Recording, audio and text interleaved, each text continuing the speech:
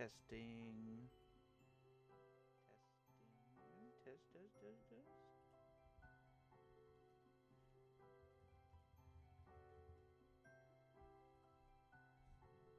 Is this alright?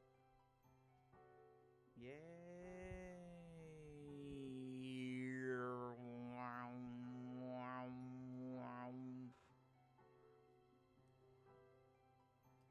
I was always afraid of putting in too high, so maybe I set it too low.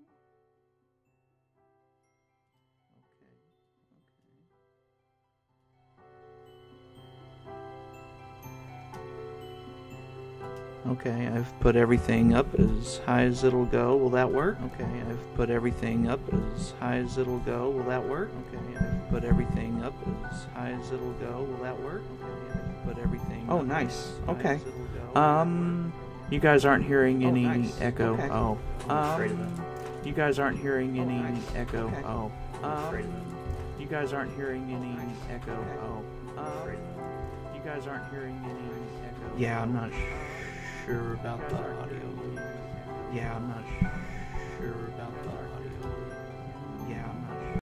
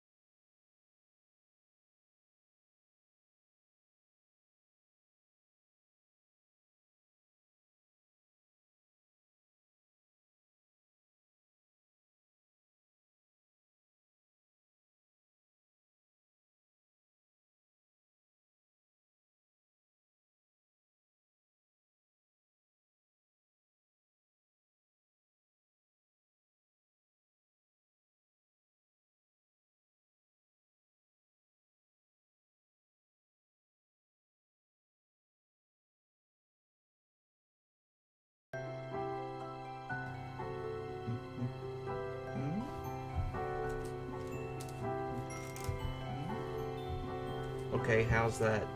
Ooh, echoes. Okay, how's that? Ooh, echoes. Okay, how's that? Ooh, echoes. Okay, how's that? Echoes. Okay, how's that?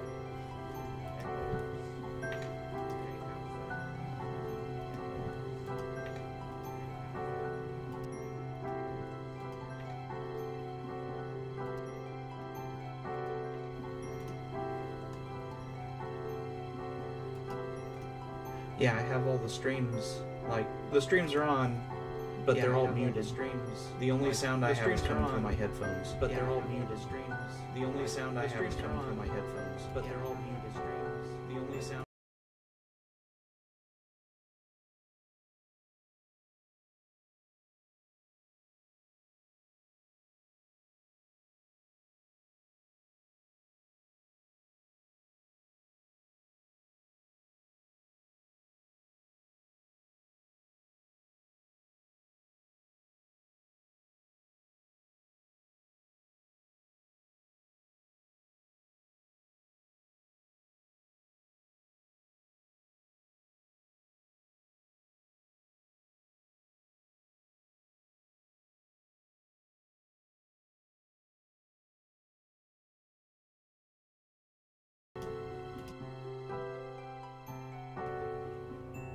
Okay.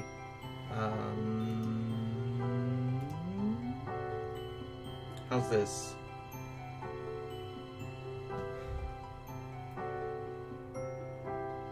Oh, sweet! Yeah! No echoes or anything? Nice. Okay, stream's over. Everyone go home.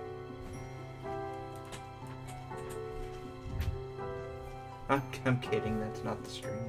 Of course, it, like, super echoes into my headphones, so I am probably not going to be wearing them for the rest of the thing, but until I get it figured out, because holy crap, I must have put at least 10 hours into just figuring out this microphone thing just this past week. There's probably like a whole bunch of ambient noise you guys are getting, and I'm trying to get all that taken care of, but there probably is a way that I cannot hear my own mic, but I have no idea what it is at the moment. I mean, this was pretty much just me starting stuff and figuring it out as I go, because otherwise I'm not going to, you know, actually figure it out. I'll never actually... If I wait for it to get perfect, it's not ever going to happen, so... Yeah, the popcorn did do it. Thank you. Okay, alright. We're about a half hour behind, but that's okay. Sure. Okay, thanks, James. You helped me out, I'm sure of it, somehow. Bye, James.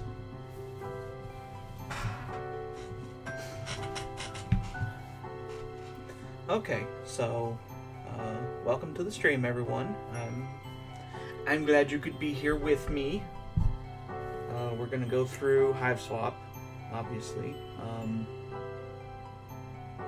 Full disclosure, if you didn't already know, I worked on this game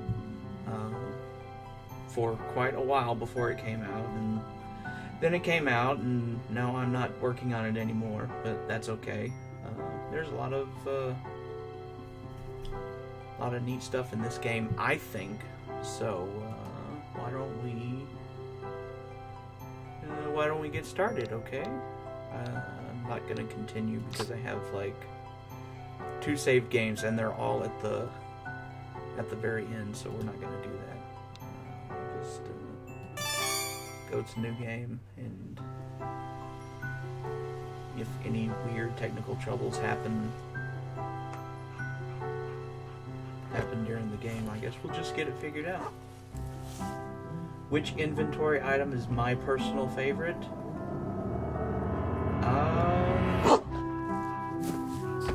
I don't know. Probably either...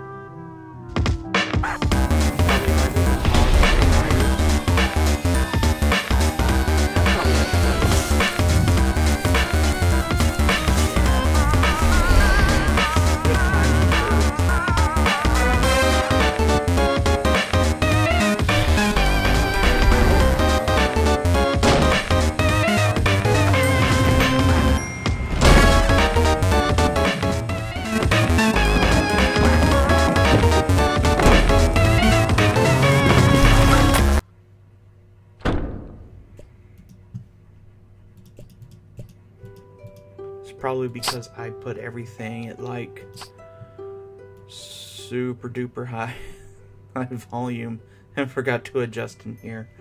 Okay, ooh.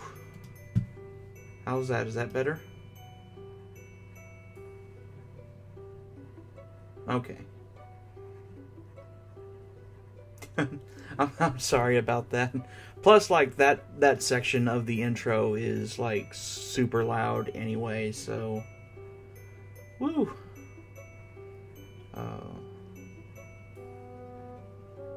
I was really hoping I would be able to, work on doing some of the animation cleanup, because I got to see the intro when they were still animating it, and it was like, ooh, this is really, really, really cool. Like, even from, you know, just the, like, the keyframe shots and everything that they were showing, you could tell it was gonna look really great, but, that's okay. They did a fantastic job on the opening, I think. That was, I think Rod did the backgrounds and Angela did. Angela and Adrian did all the animation and cleanup. I could be wrong, because I don't know. There's a lot of stuff where I don't know specifically who worked on what with this game, but because everyone was doing like a little bit of everything at the time. But yeah. So I think Rod did the backgrounds for most of the game too. I think Mallory did some work on it too. One of the neatest things that we worked on, and it was tricky to get right, was the light switch area. Because for some reason, whenever you would come in, sometimes the lights would already be on, but we wanted them to be off. And all kinds of things. And of course, you need to get the tap shoes before you can go. Mallory did all the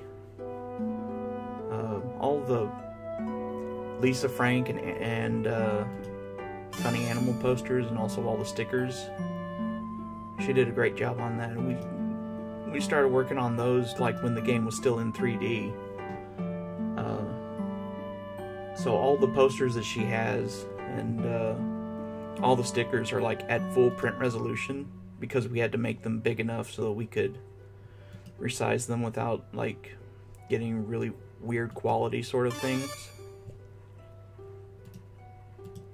So somewhere there exists like full resolution images of all these stickers and posters, and by God, I really want some to hang on my wall. I know that they used some of Zephyros's posters as actual prints, and I got some of those, but not any of Joey's posters. And this was the first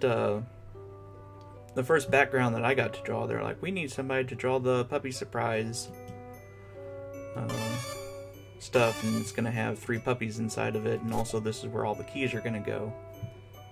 And we need a light version and a dark version, because, you know, because of this thing. I don't think I can go back to it now. Yeah, there you go. So you have like a light version and a dark version of basically everything in Joey's room, which is one of the really cool parts of this first part of the game.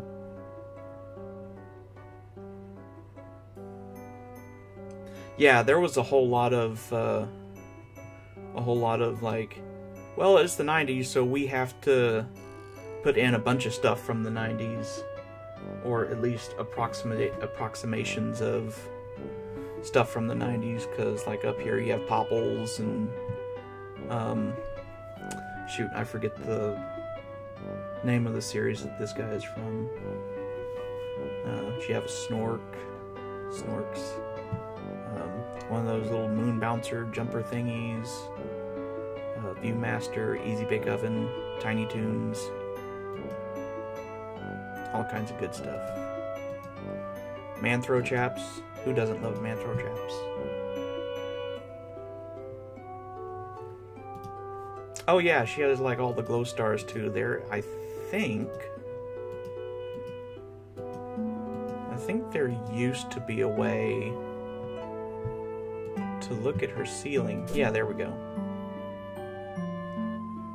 I got to draw this one too, but also because we were still reusing assets from the 3D version, we had like the full-size version of her ceiling being painted, so we just grabbed that and stuck it in here along with the top of some of her bookshelves.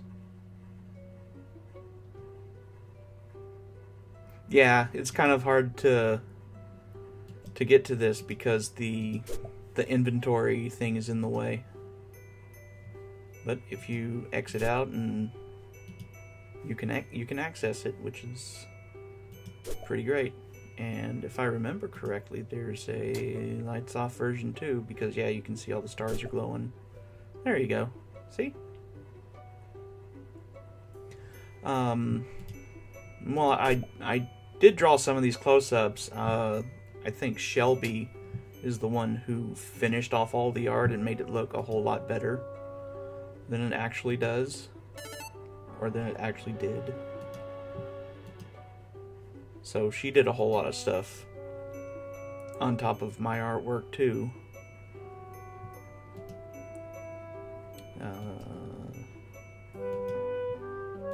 Let's see what else. Yeah, there was a lot of posters too, and like the very first time that Mallory did all the posters, they were like actual remakes of the actual posters. Like this was Super Metroid, and this was Dirty Dancing, Neverending Story. I think there was a Tiny Toons one here at some point. There's the Bubsy poster. There was just a regular Tetris 2 poster. I don't think she did an actual Earthbound poster. I don't know what the how the rights to any of this work, because I wasn't involved with that sort of thing.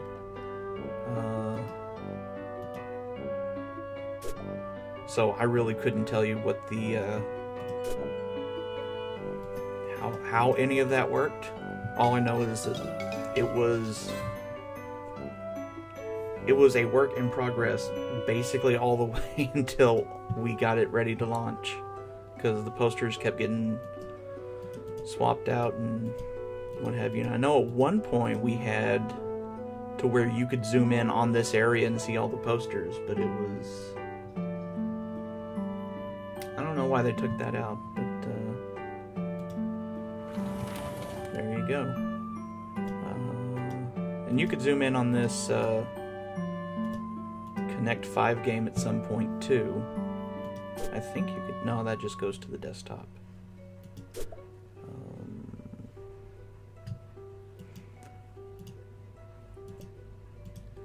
And you could zoom in on the closet also.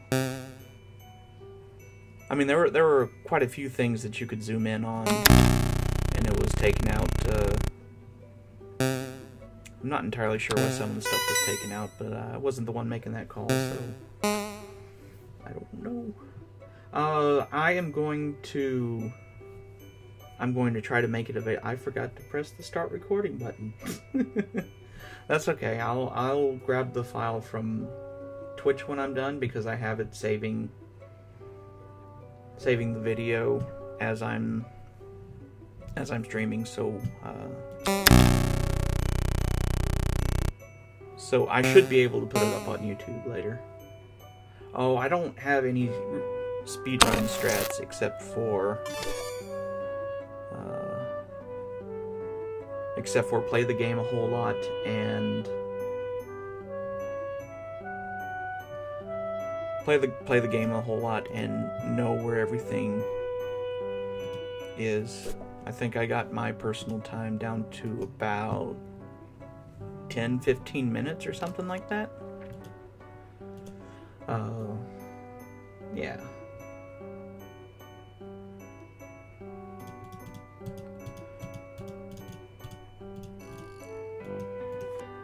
I'm sorry I'm not reading all this stuff. It's like, yeah, I think most of you guys have already read all this stuff. I mean, it's still sad. I think at one point you were able to get stuff out of the vet kit, but I guess not.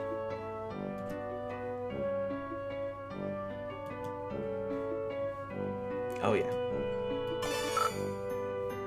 See, it's been a while since I've played, so I completely forgot I had to talk to Jude before I could leave. My bad. Yeah, speedrun strats. Get Jude out of the treehouse.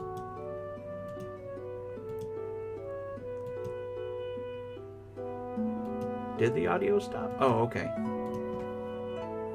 Not great.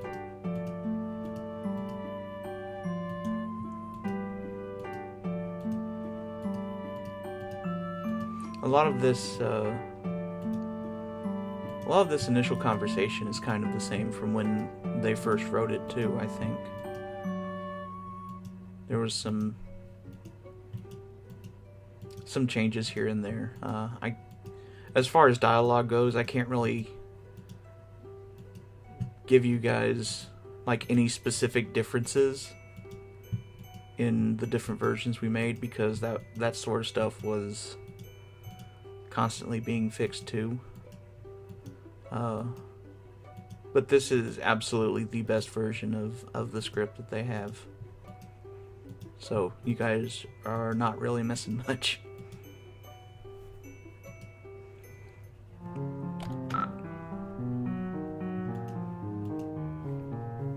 Yeah, and at one point they had to put in where you have to go up to the attic, I guess,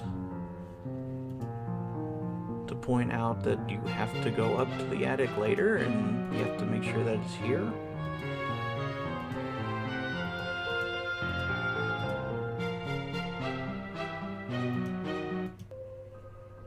This is another thing that I sort of worked on, I suppose, because they wanted to have a section where Joey looks into the keyhole and sees where the portal is. And I said, okay, well, how about we have like a little scene where you can go into like Joey's POV, and you have like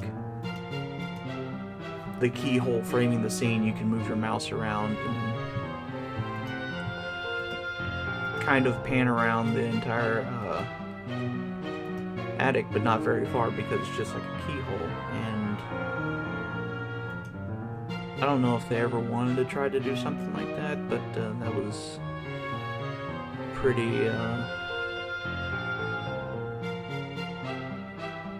pretty extensive for what you wanted, you know, that specific thing to do. So it was like, we can either spend like a week or so programming it and making sure that it works right, or we can spend an afternoon and make a video and put it in there. And it's like, sometimes, you know, you just got to go with what works. There was a bunch of stuff in this hallway that we wanted to animate. And this little chest here was one of them. And I guess they took the animation for that out, but it was basically the top opens and the box jiggles around a bit and it closes. I think Shelby animated this one. I'm glad they left this one in because it looks really cool. And then there's this horse. Mallory based this painting off of one that looks kind of like it, except the horse, you know, has his private areas out. So we were making fun of it, calling it, like, obviously when you make the painting for the game, well, you can't have his junk out, so we kind of jokingly called him Nutless, and the actual file name for this picture when she was working on it was Majestic Nutless or something like that. It was, yeah, we have fun when we make these games.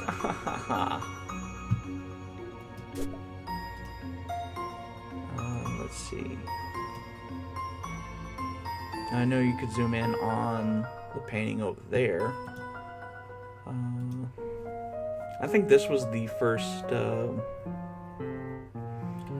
environmental animation I got to do. It's like, well, we've got this light bright out and we want to animate it, so Joey puts in all these different things, and I think we want to have like 3 or 4 different designs that Joey makes, so I got to play around with that. So I did, like, you know, the cherub swirl, because it looks like the key, Joey's star,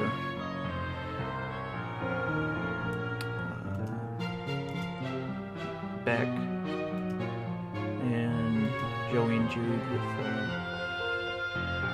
Tesseract. Actually, yeah, that other one wasn't Beck, it was Tesseract. And there's this painting. That was... I think Mallory did that one too. Mallory did a lot of,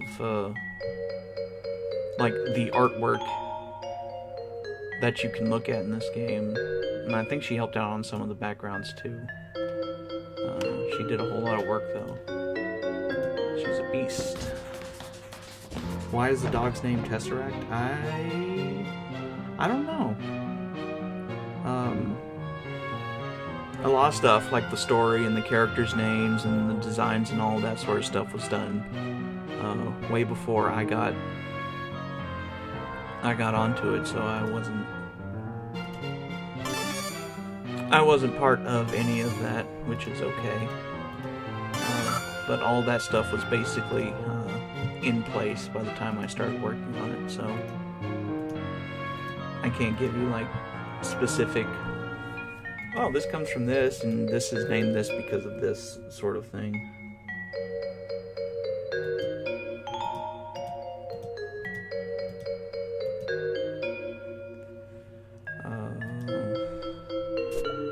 And here is Jude's door, and I got to do most of the art for this one. Like, I did the stickers and the signs, Mothman, the Blackwoods monster. Shelby worked on finalizing this, and I think she added like the little demon down here and the little fish dude, which is really cool.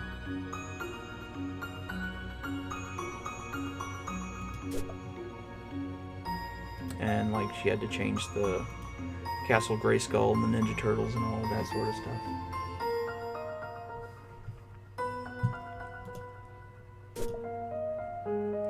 And I think Rod did all, or not Rob, I think Mallory did all the portraits in here too.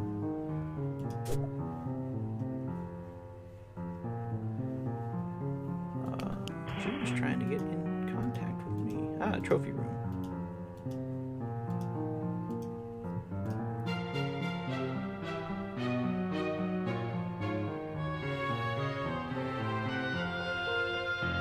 Yeah, I think they did release some of the portraits as prints. I can't remember, because there was like so much going on when we were getting ready to release this. I can't remember like what all that they used to promote the game and stuff. And there goes the power. Oh no. There's the Harley coat of arms. Andrew wanted me to work on the design for that, and I forget the initial design direction for that. Like, he had some Latin that we wanted to put into the coat of arms. Something about like really tiny shorts. So I was like, okay, well, what if we have a coat of arms with like a really small pair of khaki shorts? Or like a dead deer or something, I don't know.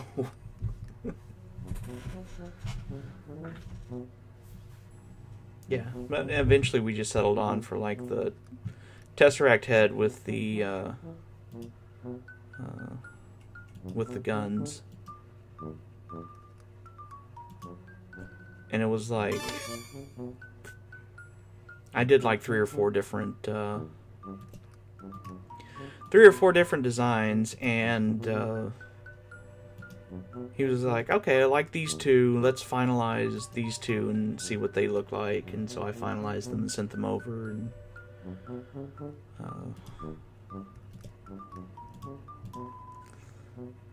he said, okay, I'll get back to you if we have any changes. And it's like, okay. And I waited like a day or so, I think, to see if he had any changes. And then like the next playthrough, it was already in the background.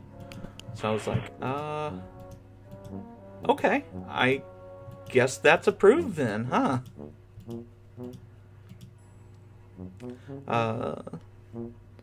This rug here, and I think there are a couple more.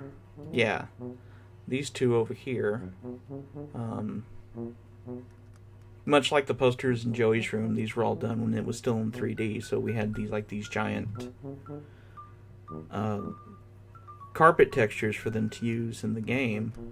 And then when we switched over to 2D, we're like, oh, we'll just recycle all these textures we have, and we just put them into the background here. So, you know, there wasn't a whole lot that we made except for, like, you know, models that didn't end up getting used in the game. Oh, you have to leave, Carmine? That's okay. Like I said, I'll do my best to make sure that we can get this up on YouTube so everyone can watch it if they need to. I got to work on this close-up. Shelby finished that one off too. Worked on this close-up. Shelby got to finish that one off too. This little mask over here, when it was in 3D, they had me doing a lot of texture work because most of the design work was done, so we just needed to texture everything. And they sent me over this model of this mask, and I must have painted that mask like 10 different times before they said, okay, well, none of these are looking right, so let's just move on to something else. Yeah, and it's like I didn't know that Shelby was going to take a crack at any of the stuff that I had done, but I'm glad she did, because she was able to really kind of bring everything together, because I was still kind of struggling with how to draw in perspective and all that. So basically, you can tell which ones are my backgrounds because they're all like 1 point perspective, because it's difficult for me to kind of like I can imagine it in my head, but it's kind of hard to get it out.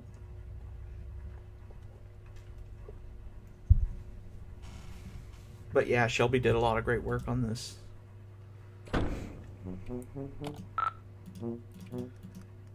I mean, everyone did a lot of great work on this. It wasn't just like Shelby or Mallory or Angela or Ra or Adrian. It was, you know, everyone.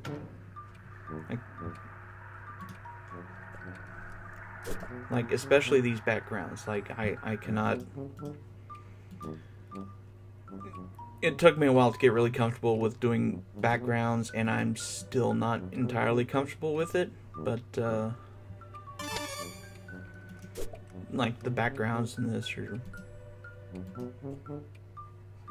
just amazing. Like the first time I saw the upstairs hallway in the kitchen, it was like, wow, this is really something. Thank you. I did enjoy doing the friend sim backgrounds. It was like when they first said, hey, we want you to do some friend sim backgrounds, and I'm like, okay, I'll give it a shot. And the first one I worked on was Tegari's house, I think. And I think maybe I spent 30 hours, 20 or 30 hours on just that one. Because I was like, I'm trying to at least match the quality of these. Because they're really great. So there.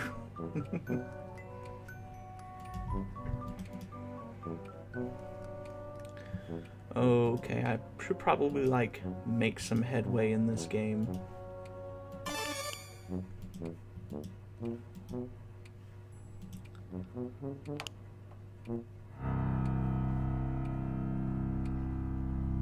I don't think I did too much down here. I think this was when I started working on the video stuff for Hiveswap.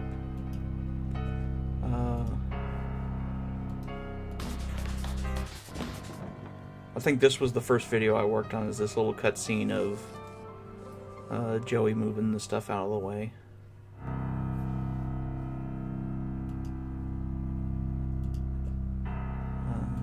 It's like I had to draw Joey knocking everything over, and I think Shelby did these drawings, but I got to put that little cutscene together too, so that was fun.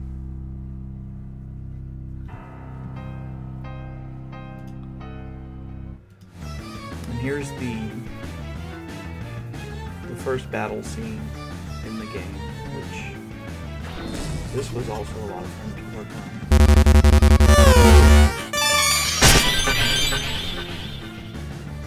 The blue stains on the body pillows are just sober slime stains, that's all. That's just how it looks with all the weird lighting in his room. So when we were working on the strifes, we had a document for each one, which outlined how the entire fight goes. Like, here's the path through the fight to be successful at it, and here's all the different item combinations that you can do while like the little quips that happen whenever you throw stuff at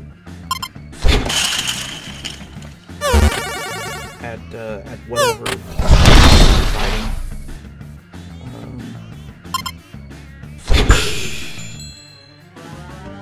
So one of the ways that we ended up doing that is we were like, okay, we need to make a video of all the animations that we want to do.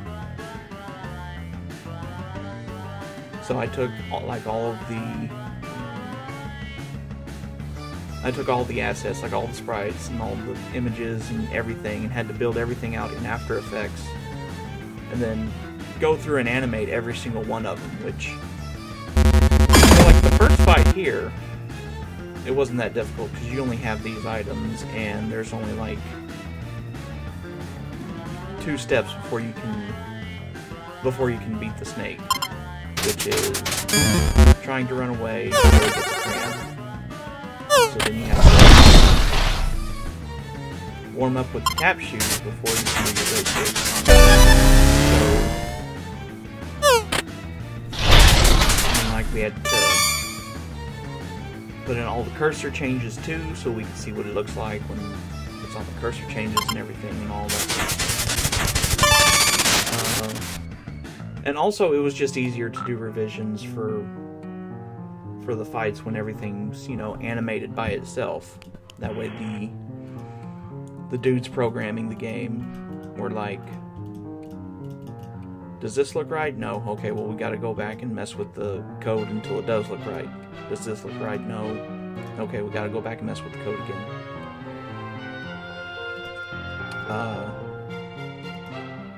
So for like, I think like 2 months or something, that was basically all that I did was just animate all these fights. So somewhere in my hard drive, there's like this collection of folders. Oh, are the sound effects super loud? Sorry about that. I thought I turned them down, but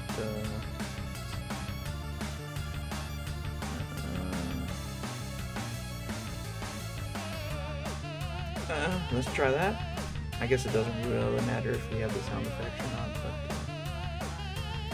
but yeah, there's a folder somewhere on my hard drive that is, you know, just has every single iteration of every single fight saved out and animated, because once we finally got all that done, we could send it over to the programmers and say, okay, this is how everything is supposed to look.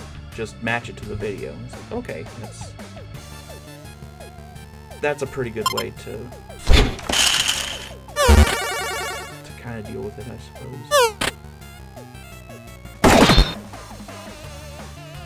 And it's like the snake fight and this fight were the only ones that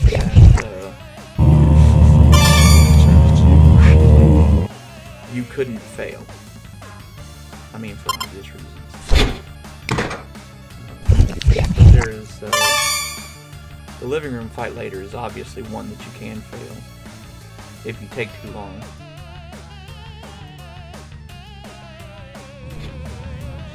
And then at some point, we're like, we're having a difficult time trying to get the ending fight of animations to happen, so there's like a point where it just clicks over into a video of the ending animation, and then clicks back over to gameplay, which is pretty fun. Yeah, the cursors are really great. I think Tawhid did all the cursors and the inventory graphics and all that sort of stuff. He did a whole lot of really good work that I don't think a whole lot of people really point out very much, because, you know, it's just sort of stuff that you don't really think about, like their cursors, you know. The cursors are like, okay, well, this is giving me information that I can use in the fights, but you don't really think of the design that much. Like, if it was bad design, it would definitely stand out, but it's good design, so you don't really, you know, you don't really notice it, which is kind of weird, but that's how design works. I got to do the little Egyptian thing over there, and then there's this one over here that I got to do too, which those were all lots of fun to do. Yeah, people don't know it's good UI because it's good.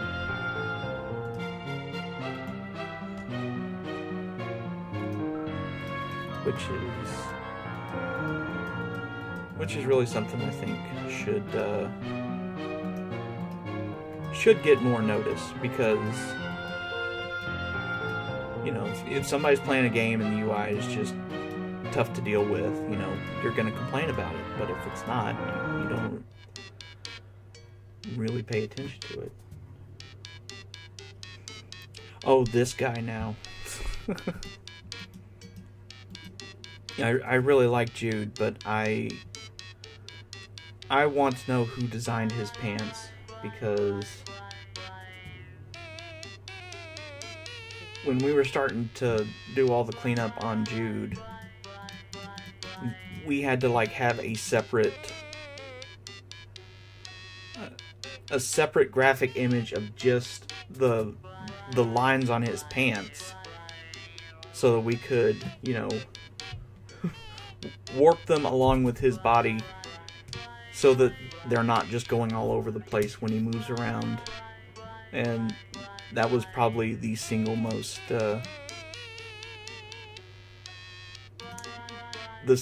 difficult part of working on this game, was trying to clean up Jude's pants.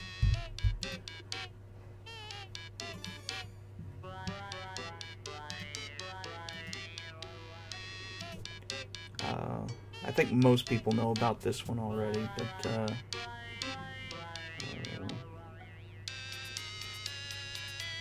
oh, thank you, Pumpkin. I'm glad you enjoyed it, and I hope you get some good sleep. This was in one of the trailers where you could try to shoot these dudes with your flare gun. It was kind of hinted at the in the trailer. I don't know how many people picked up on that, but yeah, you can try that next time you're playing if you haven't. And then here are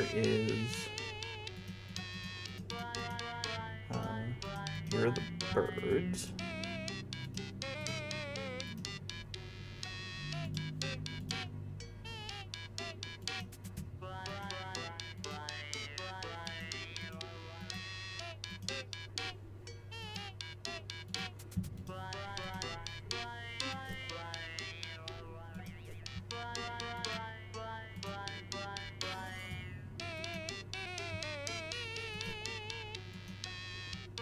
Okay, I kept forgetting to get the pouch. Like, what? Why am I not attaching the pouch to these things? Like, oh, I need to actually get it.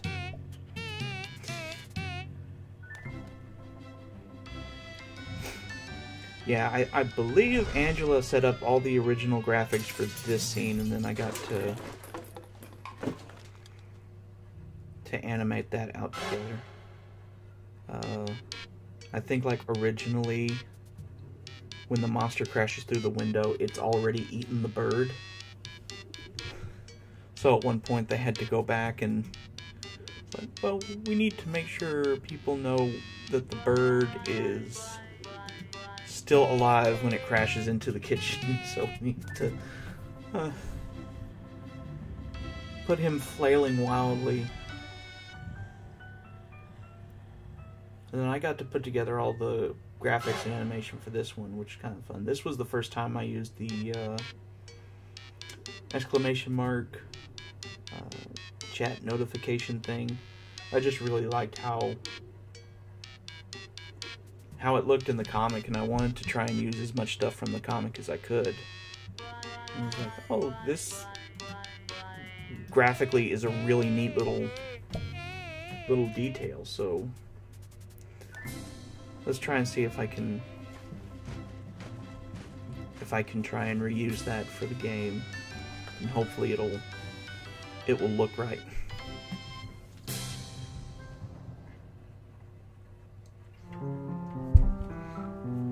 And luckily, it did.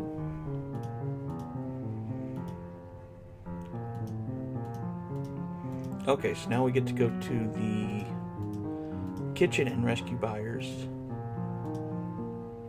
which, when we were testing the game, this had the best graphic glitch I have ever seen, where you go into the kitchen, the little cutscene plays with the monster, and then it switches back over to the actual game. I think at one point we didn't have the stripe as soon as you entered the kitchen, and you could just walk around. I'm not sure, but at one point when you walk into the kitchen, Byers is already in there, but he takes up the entire screen. So you walk in, and there's like a 10-foot Byers in the kitchen, and you can't really interact with him or anything. But it was just. And there were a couple of other, like, fun things, like when you first leave Joey's room, but, like, if the light in her room is off, you leave her room and you go down the hallway, like, Joey ends up being huge, but she's, like, behind the background layer, so she's just peeking into the little window in the hallway.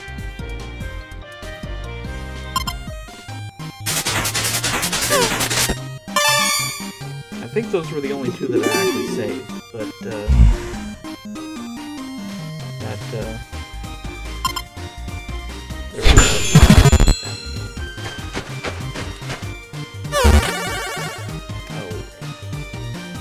yeah, there were some really good glitches.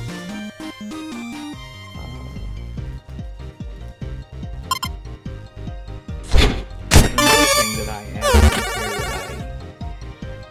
that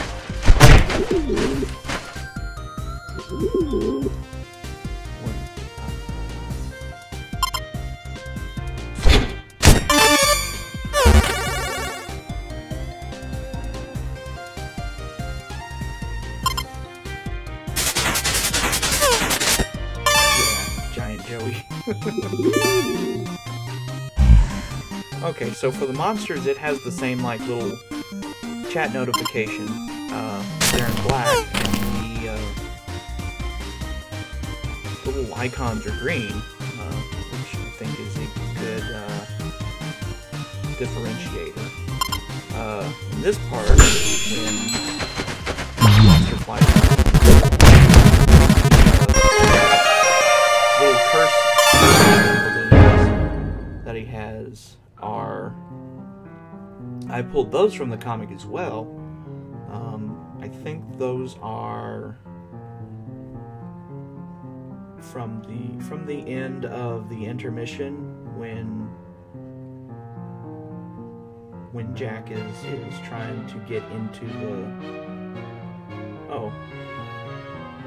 Okay, how about I just, you know, turn the sound effects off. I don't know why they're so loud. Maybe that should be better.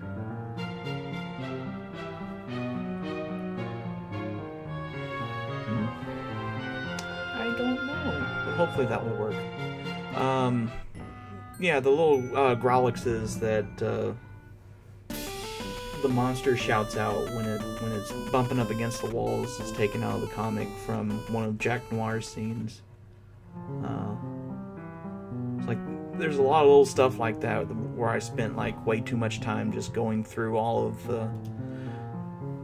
the panels of the comic to see, okay, what can I lift to stick into the game.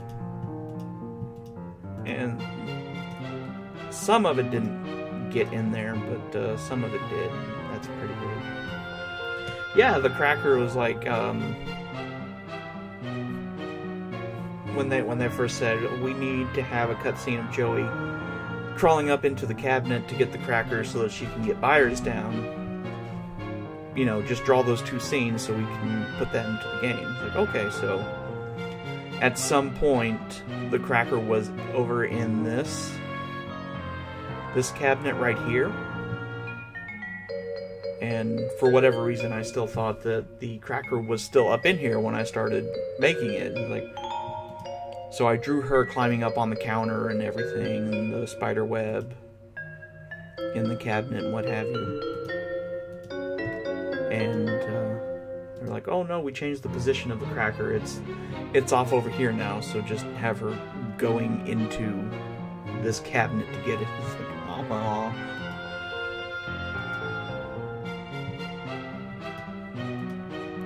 And that's usually how game design works.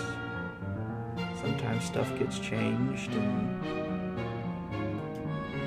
since you're working on so much other stuff, you don't really get to hear about minutia changes like that, so you have to try and keep up with all that.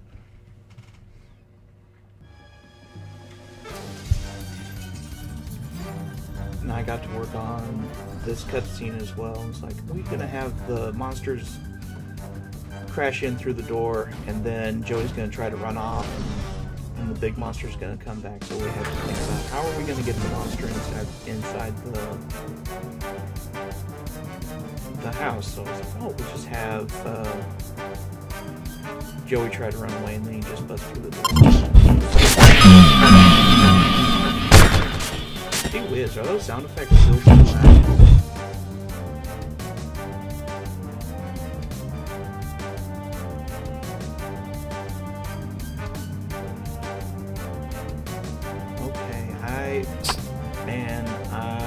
I'm sorry, dude. I don't know what to... Maybe it's just on the videos?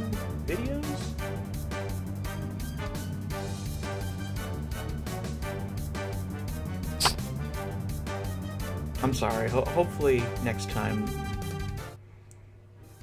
I'll get more of these audio issues taken care of.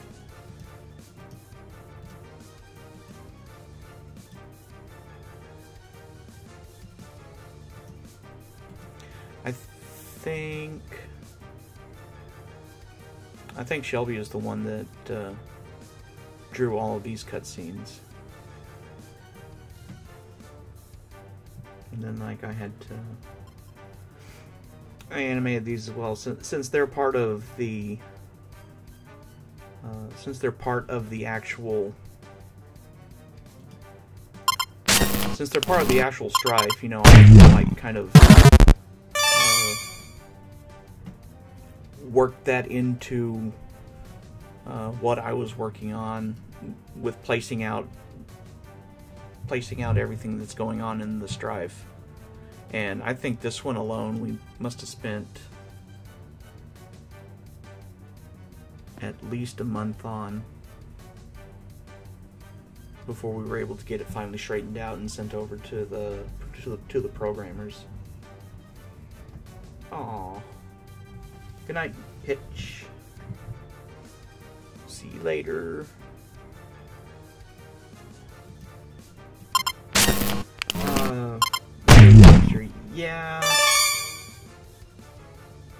Yeah, I still don't know what,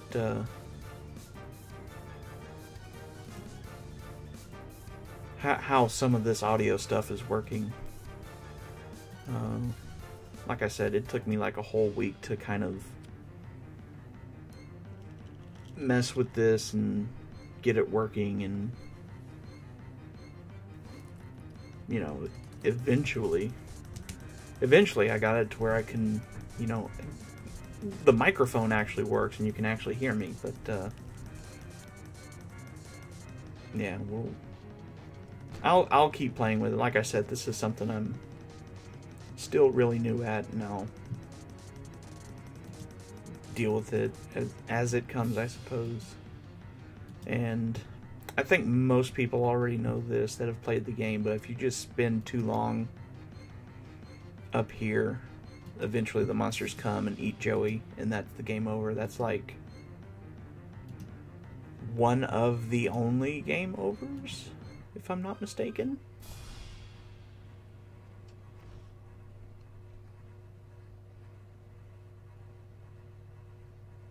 I could be wrong, because it's been a while since I played this game.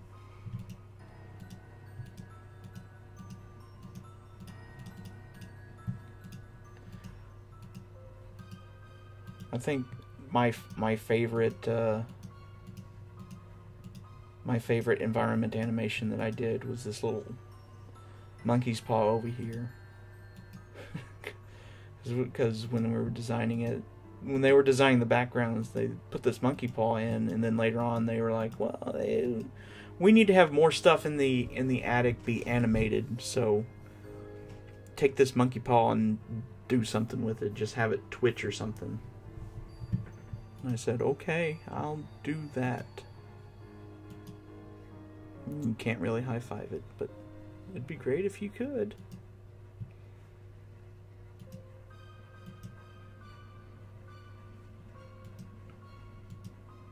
You can't pick up Paw's gun, unfortunately.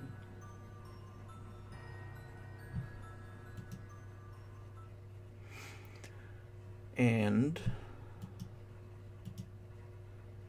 here's the big portal reveal. I think this is the first cutscene, the first animated cutscene that they finished. I could be wrong about that also, because I didn't work on it, but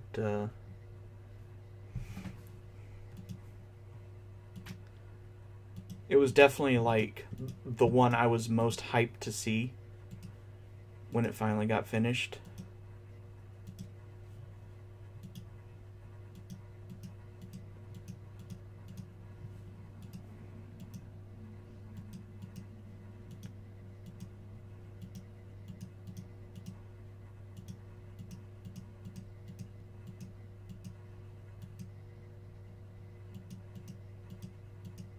I am putting the key in it, come on.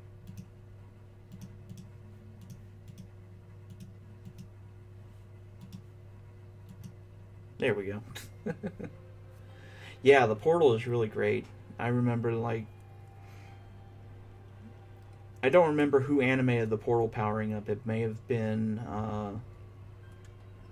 Mallory, or it may have been Angela. But the portal power up animation, especially when they finally got James' music to it, was just like, whoa, this is really creepy, and I like it a whole lot.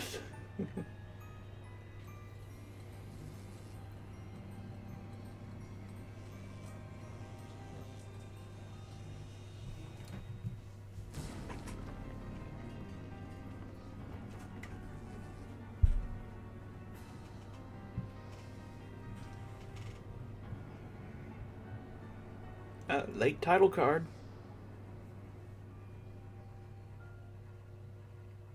And again, of course, everyone already knows, but if you pause right there where it says Hive Swap, you can see the Haunt Switch title behind it.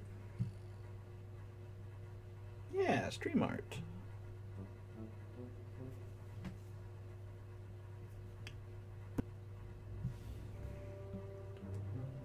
Yeah, I got the key pin, I think like a month ago, and it's really good. And then this is where, like, there's just so much text.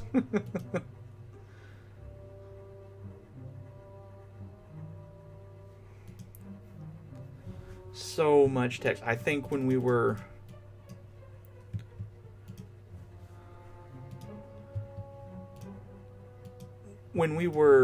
bug testing the game, the programmers had to put in a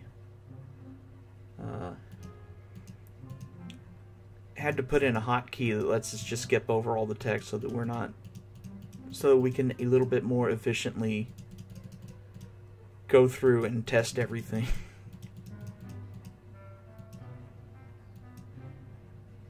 Aww. Yeah, I tend not to put pins on stuff that I own too, because I've lost too many pins. Just, this pin is really cool, I'm gonna put it on my backpack so everyone knows that I have it because it looks really neat. And then, like, 2 weeks later, I'll notice that it's gone. It's like it must have fallen off somewhere. It's like, oh. So I just keep everything in a box. Just a big box filled with a bunch of lapel pins, because I don't want to lose them because they're so great.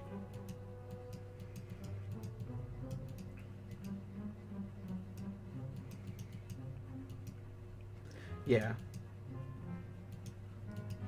I think there's also like little things that you can buy that will like make sure that the pin stays attached, like a little like rubber thing that you can put on. I may have just imagined that, or maybe it actually exists, who knows. And here's the Snake minigame. And if you'll remember, I reused this art for the game store for one of the Friend Sim episodes. Aw, I'm not very good at Snake. And I realized that I didn't, like, actually have the art available when I was putting the thing together. So I had to load the game up and play through it as fast as possible till I got to this area, and then I just screen capped the art and put it into the game.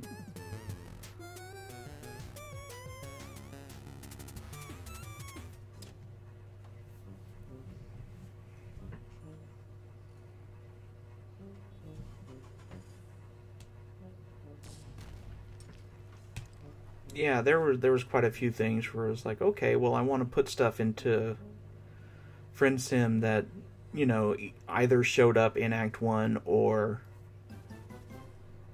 that we wanted to show up in one of the other acts but didn't get around to using it. Like, you know, a lot of the background trolls are like some of the trolls that were designed for for some of the later acts. And it's like, well, if they're... I don't know what the schedule is for the rest of the acts, but, you know, I'd like to get them out of there in some way or another, so...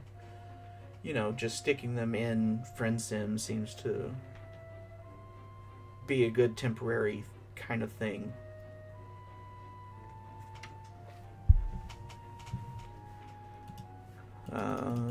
Zephyros is bothering me again.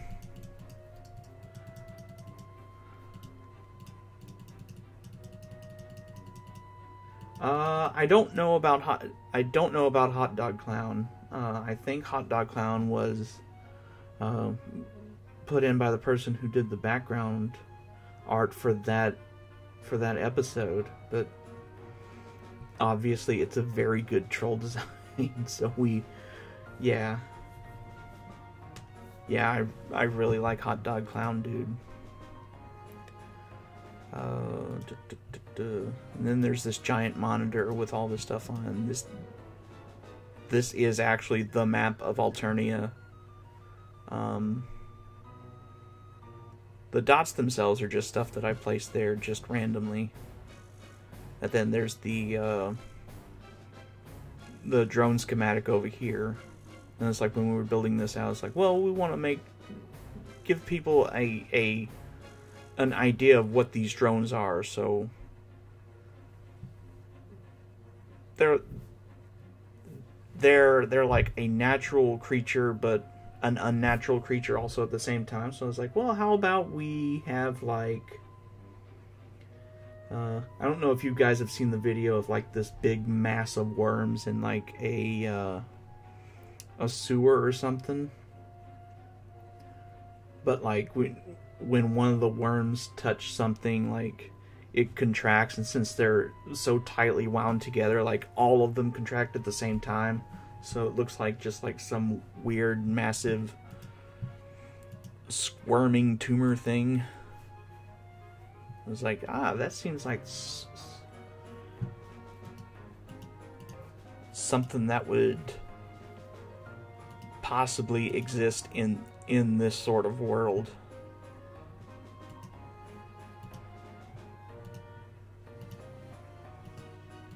And then Damek's little screensaver of him and Zephyros.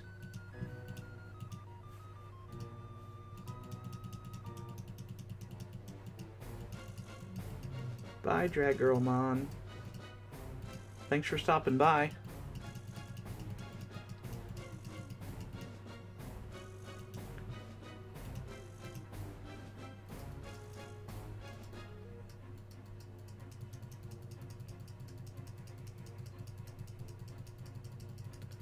I really like Zephyros, but boy, does he talk.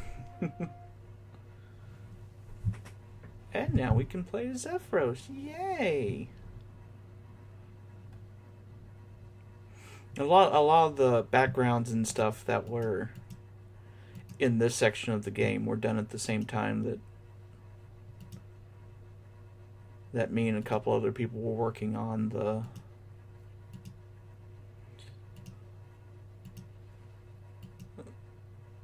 like the first part of the game stuff, so I didn't get to do a whole lot with this section of the game. But I did get to do some little animations, like Zephyros bending his spoon, which I guess didn't make it into... Oh yeah, here it goes. For some reason I didn't think it didn't make it into the game or whatever.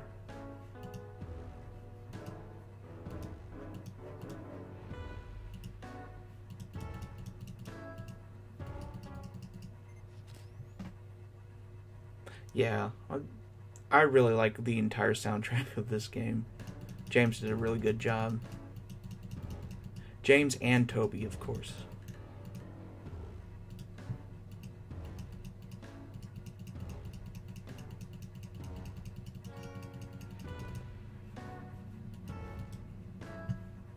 Yeah, I really like the design of everything in Alternia with like all the really saturated colors and everything.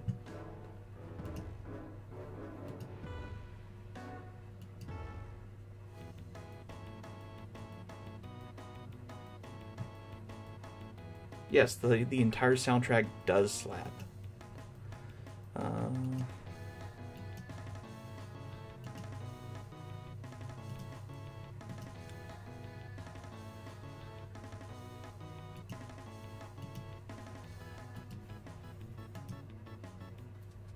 Let's see.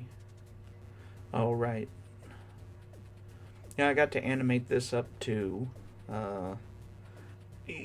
I forget who did like all the assets for this section, like the little crabs and the maze and everything.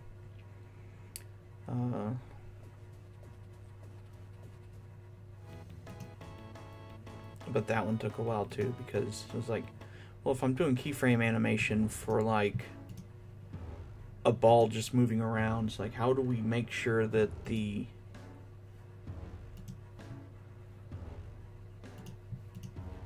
how do we make sure that we can tell that Zephyros is moving the ball around with his mind? And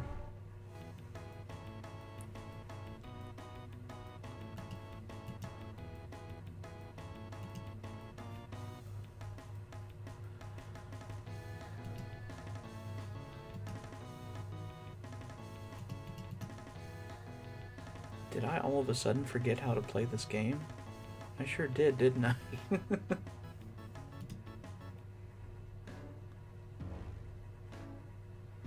I wonder if Beforest would have looked differently. Yeah, I think it would have.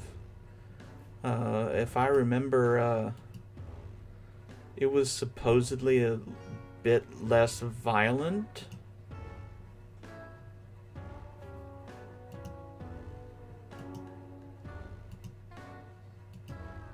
Supposedly a bit less violent than the actual Alternia that we have now. But who can say? Well, besides Andrew, of course.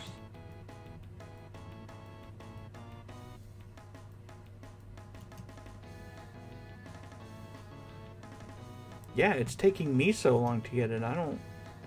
What am I forgetting?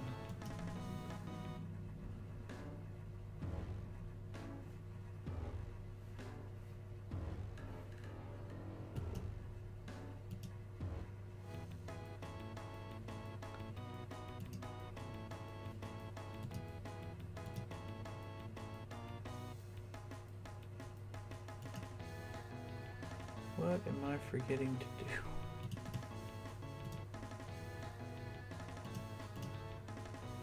I know I'm forgetting something. I can't quite remember what.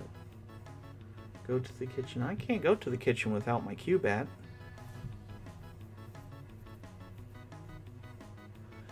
Is it the spoon on the Cubat? Yeah. Damn it. I'm... Well, I feel so silly now. Okay, yeah. Now I can go down into the kitchen.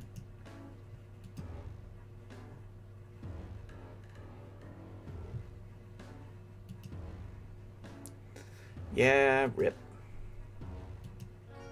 We got to do these little animations for the TV. I forgot who did the Weather Girl. It may have been Angela? I'm probably wrong. If so, my apologies to whoever did the Weather Girl, but then I did this little Trizza animation, which, if you're a fan of Stephen Colbert, you probably recognize. Mallory did a super whole lot of the Trizza meme graphics, which are really great. Like, she did the Zero Wing one over here, and the Bob Ross one.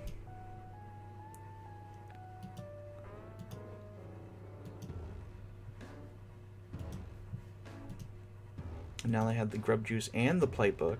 I can go upstairs and open the vault. You can use one or the other. I always like using the Grub Juice instead.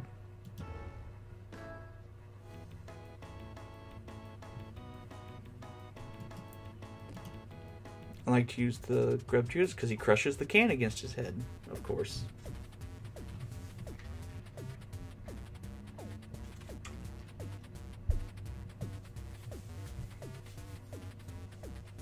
Yeah, I remember the Alternian TV game show. I think when we were doing the comic contest, I was able to convince Colin to let me do a judge of one of those. I can't remember if I chose hers or not, but it was really well done.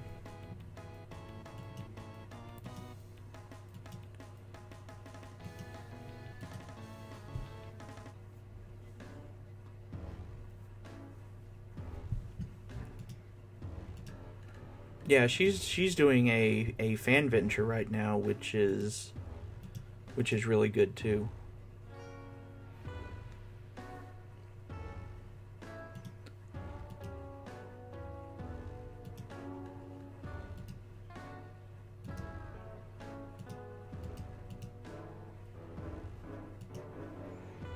Now you gotta give the grub treats to him. Okay, what should we name our Lucis, everyone? Yeah, there are a lot of good fan ventures, like,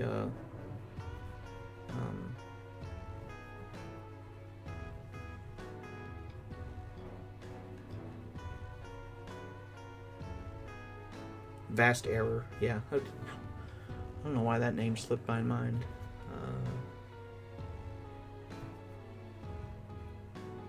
Name them Snowball. Okay. That's a good name. Now we have our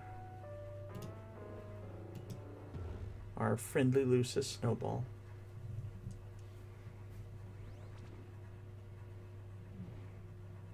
And then there's first base.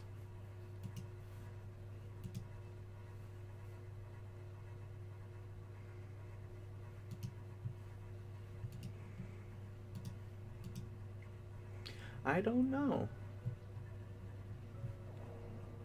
There's probably a lot of them that get named that.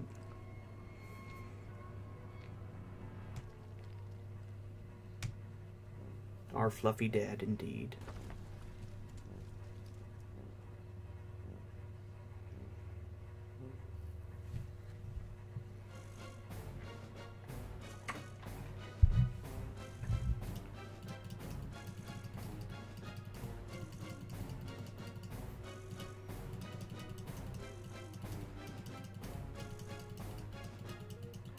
I think as far as music goes for this game, my favorite part is right here. When Joey crawls through the vent and you have like that music transition when she gets out of the vent and into Damek's house. Maybe I'll see if James can get me a copy of that, because I really like how all of that sounds.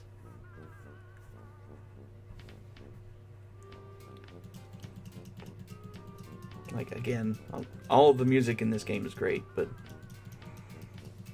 that part particularly is really good for me.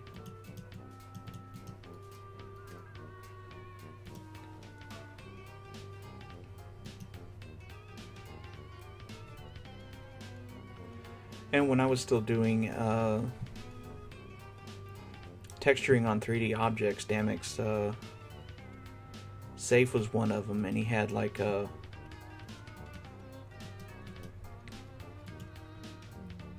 plug that we had to put into it, and it was like, you know, just like an actual big giant radioactive plug, which was, that was a lot of fun to do, and kind of bummed it didn't make it into the game, but it's game dev for you. Yeah, Mallory did a lot of the posters for these areas too, and I know they released the a couple of the Grubbles posters and Zephyros and Damek pictures. But I don't think they went with like the Troll Terminator or like these weird mantises or what have you.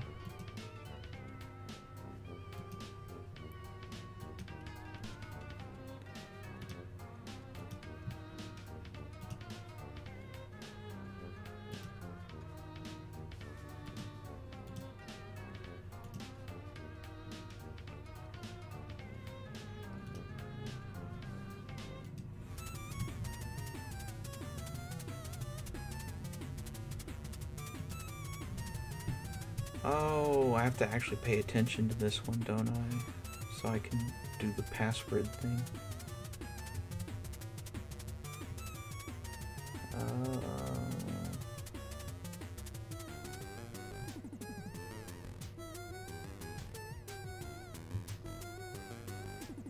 I can't remember who did the graphics for this game. I want to say it was Tawhid again. I could be wrong, but they are some really good graphics.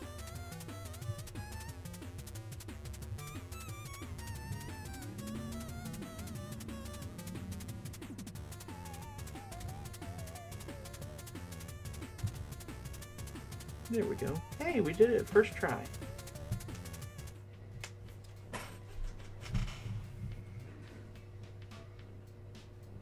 Yeah, I want to see more from Damek, because he has the possibility to be a very interesting character. But again, also, I don't know a lot about him because, you know, he's mostly in the other game, not this one. Yeah, I guess I am good at Snake. Mwah. Who booby traps their own house? Have you ever seen Home Alone?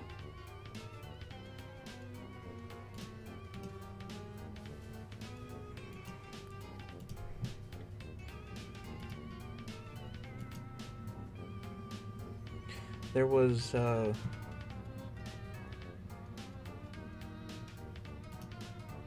I got to make a little animation for Joey opening the refrigerator. It ended up not getting used in the game, unfortunately. I spent quite a bit of time on it, and I thought it ended up looking pretty good, but for whatever reason they just decided not to use it, which is fine. I'll see if I can dig it up, maybe post it somewhere, because I like how it turned out, but yeah. And I know some people were asking about this when the game first got released, but here's where the poster is. It has James and Toby on it, and I forget who this person is, because I'm not really like steeped in with the music side of stuff, except for, you know, Malcolm. Okay, yeah, that's Malcolm. And Hone is the one who did this graphic, I believe, and she does a whole lot of really good work, but she didn't do a whole lot for the game, but she did some really good stuff for the game. So be on the lookout for all of her stuff too. I don't remember who the ripped out one is. It might be Tensei, but I'm not sure.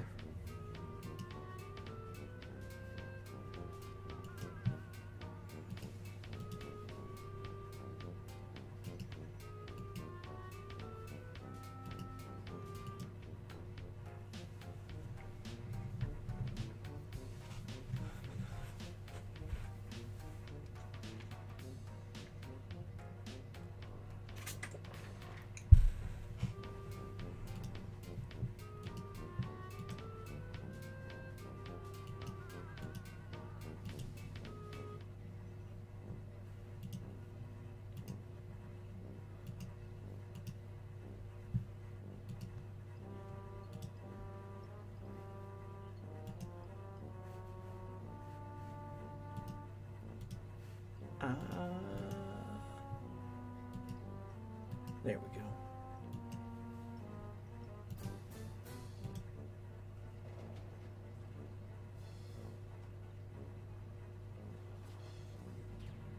Yeah, like,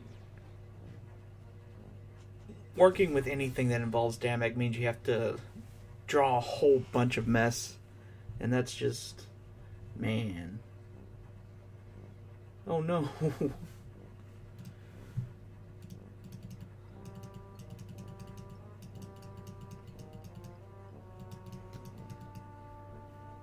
That's okay. We're all still here in the stream. Yeah, that's game dev.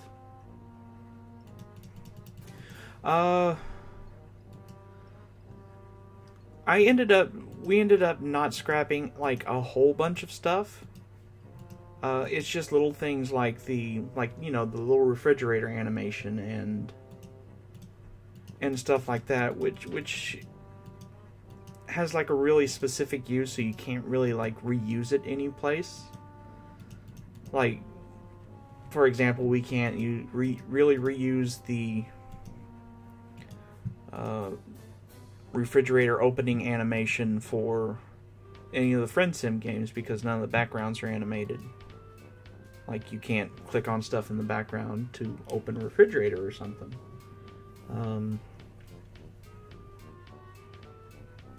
Maybe if we, like, in one of the future episodes of this game, maybe they can reuse that sort of stuff. I don't know. But yeah, that's really up to them.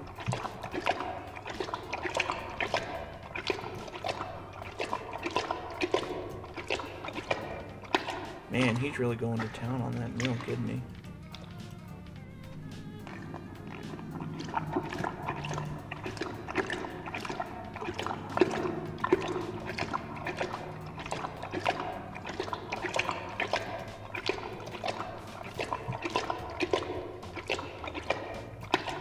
Oh, right.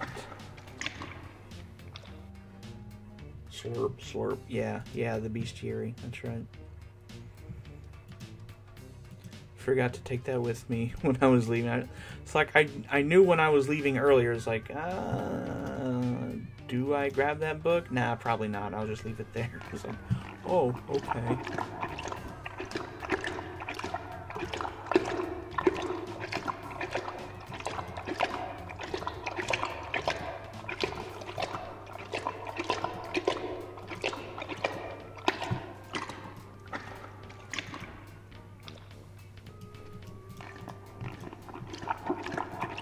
Cuspidated Grimalkin. I think...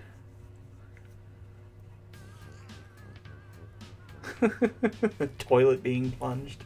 Yeah, that's, he is very, very loudly going after that milk. Okay, what do we name Stag Dad here? Who's got a good idea?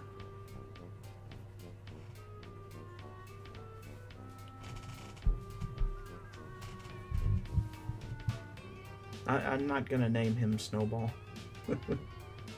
How about Pee Wee Herman? No, that's too 80s for a 90s girl like Claire. Paul, because he's kind of like a Paul, right?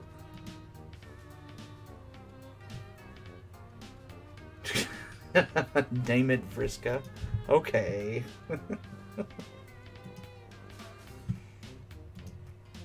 Maybe if it was like a giant spider or something, that might be it.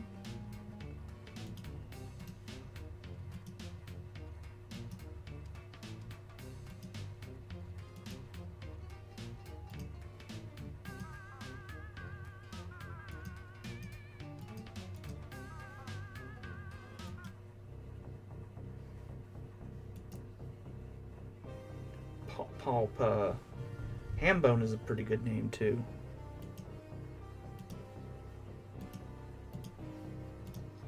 Snowball's working on it.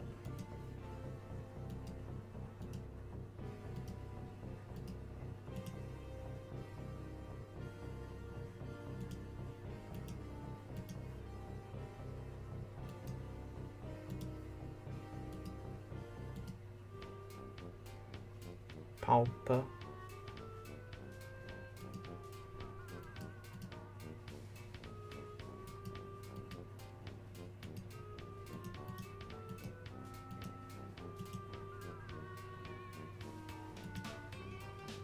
Yeah, we are almost done.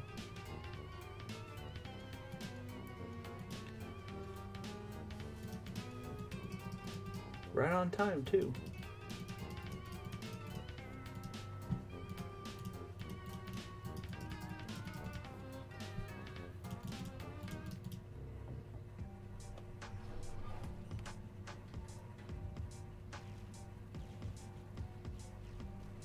Joey to the rescue. Yeah, I can't remember what I named them in my playthroughs either. I think at one point I just left them.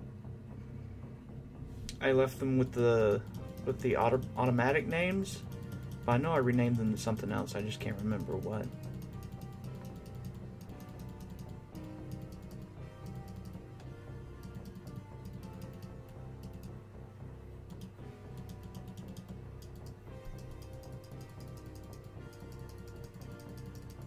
Click, click, click, click, click, click, click, click, click. It's a lot of text. A lot of good text, but a lot of text.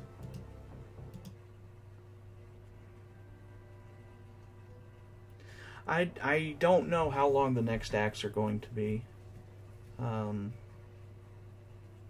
Like anything involving the next acts, I don't really have any information on. And I think that even if I did, I wouldn't be able to share them, unfortunately.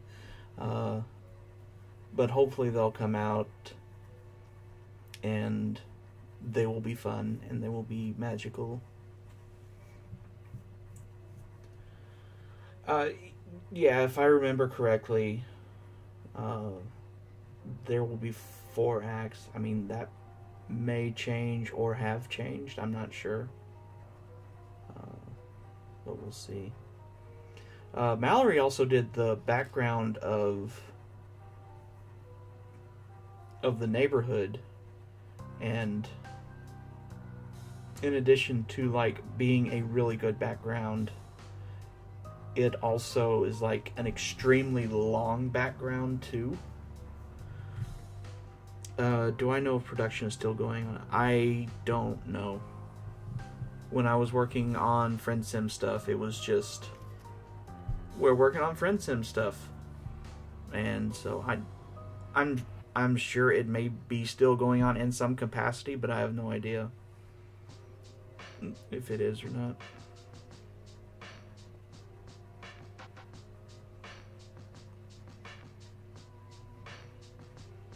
Act 2 may be on hiatus. I don't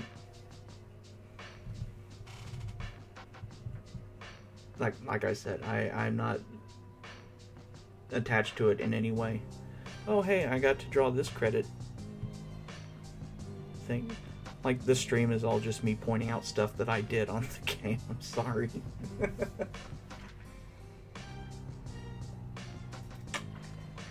I think Andrew did that one.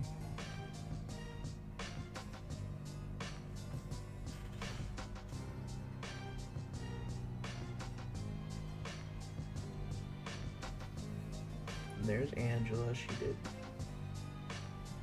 She did a lot of stuff, and like this was also like the first time I ever like really animated anything. So Angela and Adrian helped me out a lot with a lot of the animation stuff that I worked on. So I learned a whole lot of stuff like as far as animation goes, which was really great. Yeah, thank you all for being here. I really liked going through this game again.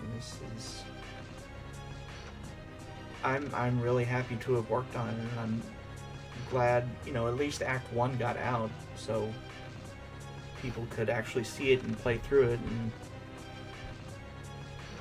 see what all we've been working on, because even with all, like, whatever delays and whatever the game had, it came out to be an actual good game. And you know, looking at the reviews that actually got out there, and like everyone was surprised, like, wow, this game is actually pretty good. It's like, well, we put a lot of work into it, and yeah, it was just a real labor of love for everyone involved, and I think it really does show through, because when they were building the team for us, like, what fans of Homestuck can we get to help out with this sort of thing? So, you know, if you have like the passion for that sort of thing, then it's going to come through in the final product. So, yeah, I've tried to mess around with Unity a bit too, and I don't know if it's like, I don't think it's a failing of the program itself. I'm just not really good at programming things in general, because a lot of it is like super specific. If you have like one letter, one character out of place, like so much stuff can break, which is just a lot of pressure for me to deal with mentally. But yeah, that's Hiveswap. It's on Steam now. Go get it. Yeah, along with That's Game Dev, that's also That's Coding. Yeah. Okay, well that's all of Hiveswap, Act 1. Thank you all for coming and hanging out on the stream. I've had a good time. I hope you guys have had a good time too. I think this worked out pretty well. I'm really looking forward to going through all the Friend Sims, because I have not been able to play through any of them, and especially when they brought me in to do some backgrounds for it, it's like, oh, this is great. But even then, I still didn't like go through the scripts. I just had like the writers say, this is what we need for the backgrounds, so just go nuts. But you know, yeah, I have not played any of the Friend Sims yet. I wanted to, but I was still a little bit bummed out. I wasn't getting to work on Hiveswap when they started coming out, but I did download them as they were coming out. So, you know, like, I have the Friend Sims, I just haven't sat down and played them yet. And after the first like couple of episodes came out, I was like, you know what, I do want to play through these, but I would really prefer to like stream them, you know, and play through them at the same, get like, you know, just an off the cuff reaction to whatever's going on.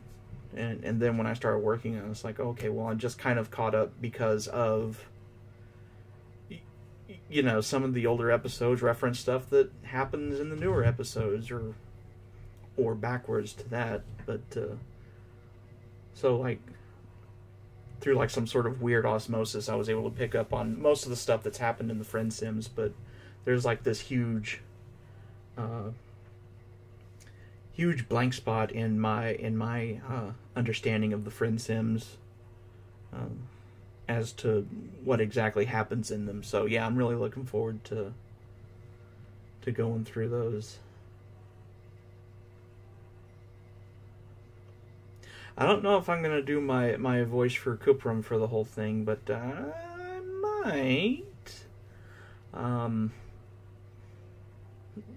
Yeah, John is putting together a fan dub for all the Friend Sims, and I decided to try out for a couple of them, and he wants me to do Kuprum's voice for it, because I have like a pretty cool, stupid nerd voice for it. So,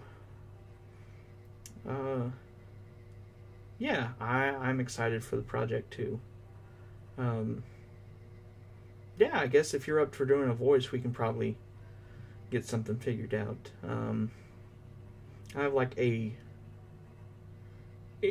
really weird schedule for the next couple of months, so I don't know if I'll be able to do like a stream every Thursday night or a stream every weekend or whatever. But as soon as I get something figured out, I'll definitely post it up. I'm not expecting to just, you know, jump into streams without any advance notice just yet. But yeah, once I get through all the Friend Sims, I'll start looking at other stuff to stream. Don't know 100% what it'll be just yet, but that's okay, because there's 20-something episodes of Friend Sim to go through, so that's plenty of stuff for the time being. But yeah, that's the stream for tonight. Thank you everyone for showing up for it, and hope I'll see you at the next one. And yeah, you guys all have a good evening wherever you are, and we'll see you all next time. Good night, everyone.